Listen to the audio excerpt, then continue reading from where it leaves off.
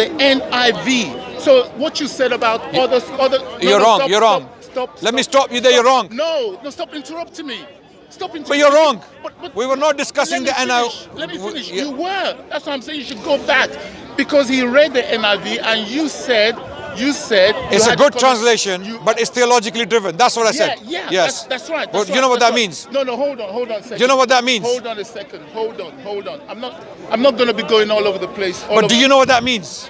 Can I finish my point? Yes, please. Go ahead. So, the people who translated is not a word who translated the sentence, the passage, because anybody that speaks multiple languages, you know that you don't just look at the words, you look at the whole, and they're the ones I'm saying they are experts in the field. But you interrupted me. Let me before I went. No, hold on a second. But you didn't even address my point. Hold on a second. Okay. You keep saying that, but you. Okay, carry on. Okay, right. Carry on. Go ahead. So in terms of your description about who this prophet should be, that should be a lawgiver and other things, there's no need for that. If you go to the very end of Deuteronomy, it says, since then, no prophet has risen in Israel like Moses, whom the Lord knew face to face, who did all those signs and wonders the Lord sent him to Egypt, to Pharaoh and to all his officials and to his whole land. For no one has ever shown the mighty power or performed the awesome deeds that Moses did in the sight of all Israel. That is the qualification of Moses.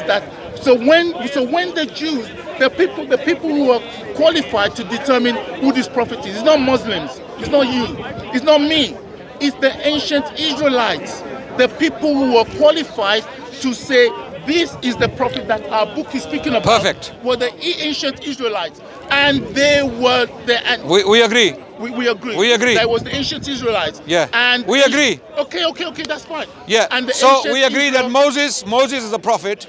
To very quickly, so that we can get to the bottom of it. Moses as a prophet, he did miracles.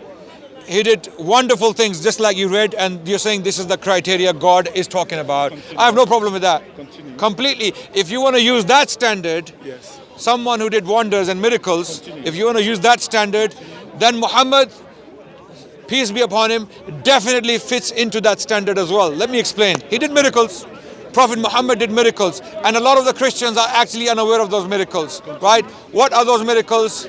Okay, one of them, for example, was a miracle very similar to the miracle Moses did. You know, when he provided water from a rock. Yes, yes.